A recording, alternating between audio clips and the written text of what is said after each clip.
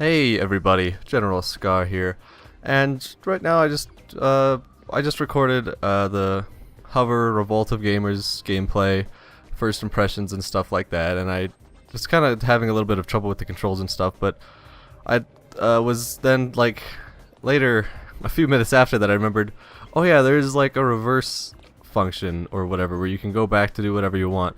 And I've started playing again, and I started doing a little bit better, and I think, like, I just kind of felt like if I mess up at all or anything, it's a big sort of punishment, and I was kind of annoyed by that, but I completely forgot that you could just, like, redo, like, go back and do whatever you want. But, so then so I started playing again, and this is some of the gameplay from it, and I just decided to, just record some more. This time I went into online onto a server with some more people. There's not too much of a difference. I didn't do any of the multiplayer stuff. I was just running around, and I kind of want to talk about the whole movement system in this game and kind of how it works, because it's a little bit different from any other kind of free-running kind of thing that you've seen, like Mirror's Edge or Titanfall or whatever, and it can be a bit annoying at first to do. So I just talk a little bit about that. It's very kind of smooth, as you can see. It's very floaty and everything, and the game sort of relies. Well, you need to rely on the game doing most of the actual work. Seems like it was built in a way that requires as little work as possible. So, but it also kind of seems it's a bit counterintuitive at times, just because of certain things. So, like wall running, you don't have to hold the button next to the wall, and like if you're running against the wall on the right, you don't have to hold A or D or whatever. I mean, or D to stick on the wall, and then run and then jump and stuff like that. And it's a bit weird at first. Also, you saw right there, that was really cool. I thought what I just did, just sort of flip in first person onto the bridge.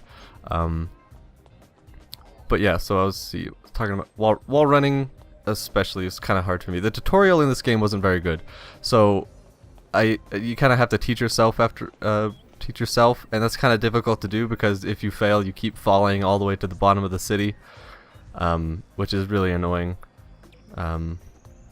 So wall running, you look at the wall. The air movement actually is like the whole big problem for me. Where you're going is where you're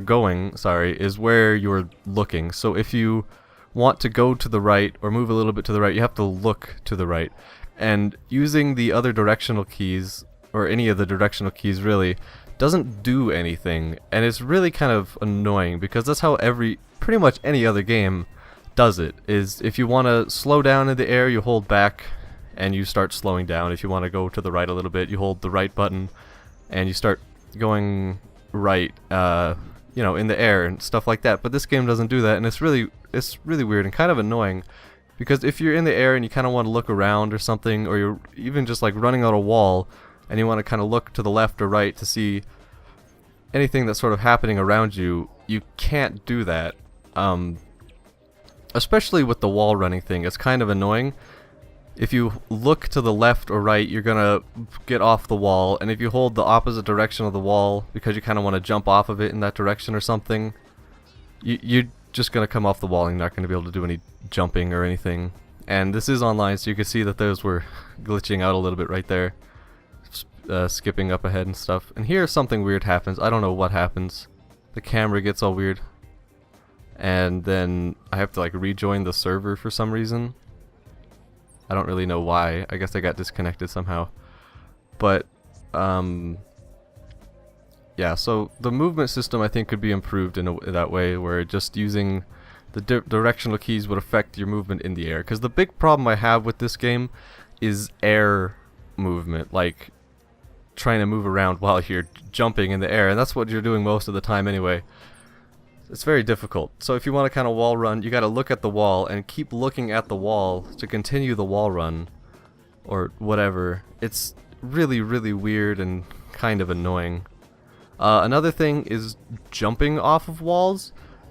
It's not like Titanfall, which is, I'm gonna like probably refer to this a lot, Titanfall, because it feels really good, and it works really well with the wall running and stuff, and the parkour part of it. If you jump while you're on a wall, either wall running or just wall climbing it or anything, unless you're grabbing onto the top ledge, you jump away from the wall very far.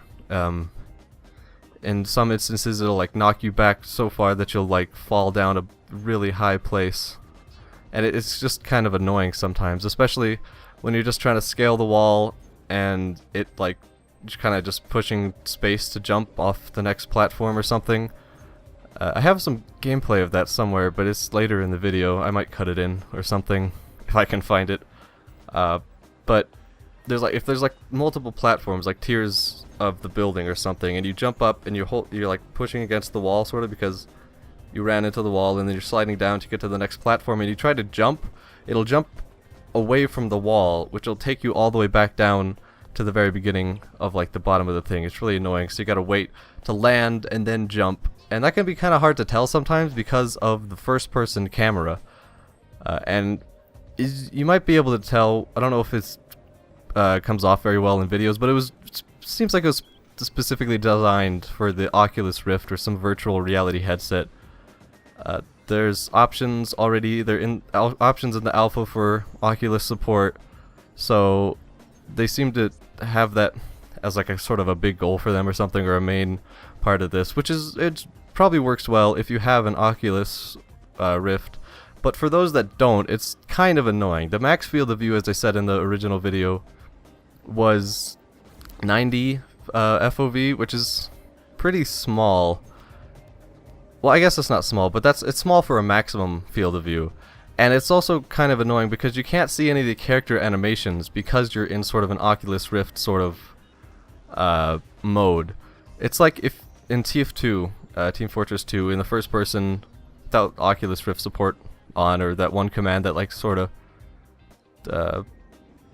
that one command, you know what I'm talking about. Hope tripping over my words. That one command that turns on sort of Oculus Rift support and makes your character, the camera of your character is the 3D model sort of. I'll have a video of it, just if you don't know what I'm talking about. And in the first person normal without Oculus Rift, you can see all the weapons and animations and everything that play out, and it's very easy to tell what's happening, what's going on, what kind of things your character is doing. With Oculus Rift, it sort of gets rid of that. It puts them down below. You can still sort of see the weapons when they do animations and stuff, but for the most part, you can't see anything, because if like you were actually holding the weapons in that way, you wouldn't be able to see them. That's the whole Oculus Rift part of it. That's what this game is like all the time, because it's only this sort of Oculus Rift looking thing. Also, you saw one thing that's really cool is if you jump from a high place and you hit jump right before you land, you do like a super bounce, which was that there. So the Oculus Rift, it's kind of hard to tell what your character is doing most of the time. Like when you're climbing up a ledge or something, it seems like sometimes you'll just like teleport up there, or you'll teleport to some random place. It's because you can't really see what your character is doing, so you can't really anticipate what they're actually going to be doing in the game, because it's kind of hard to tell what circumstances dictate what's gonna happen.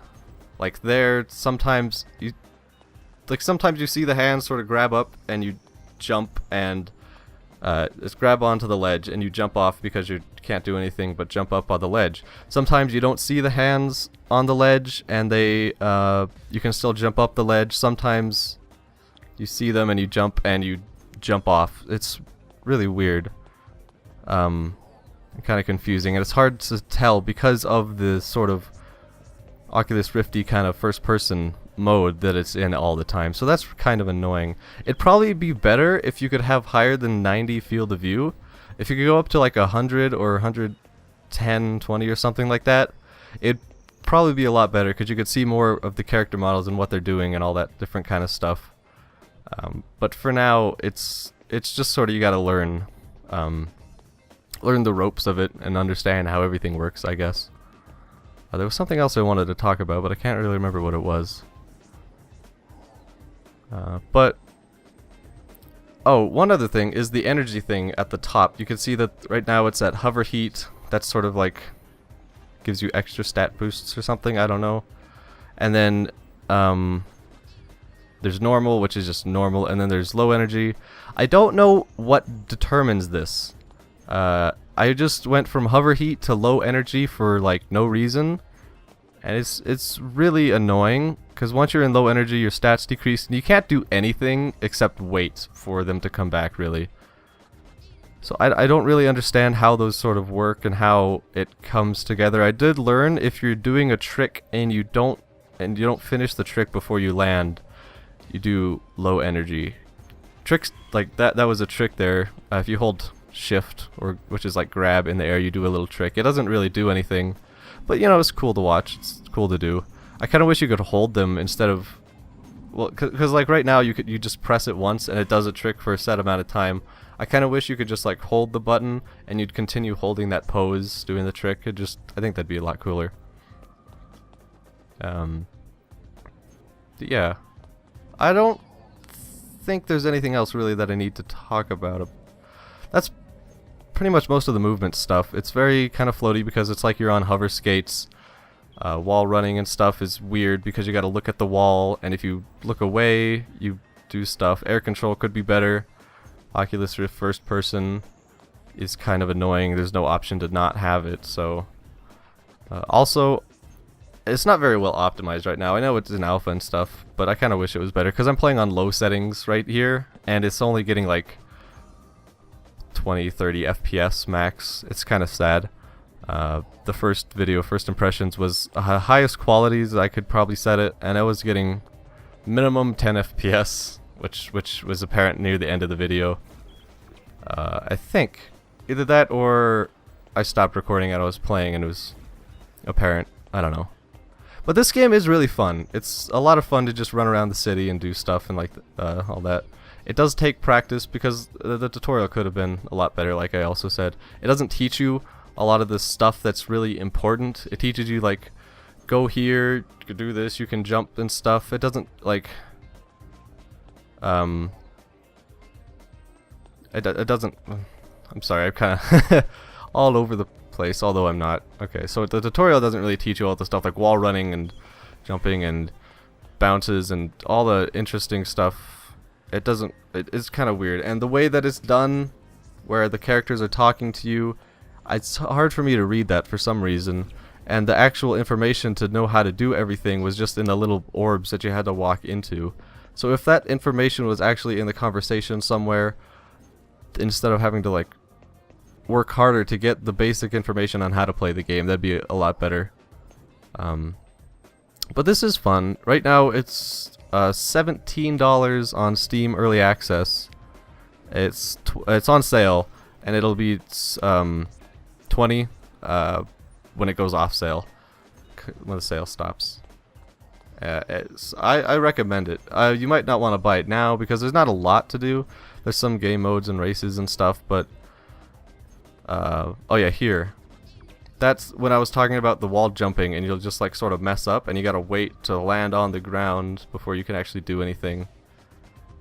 It's very annoying.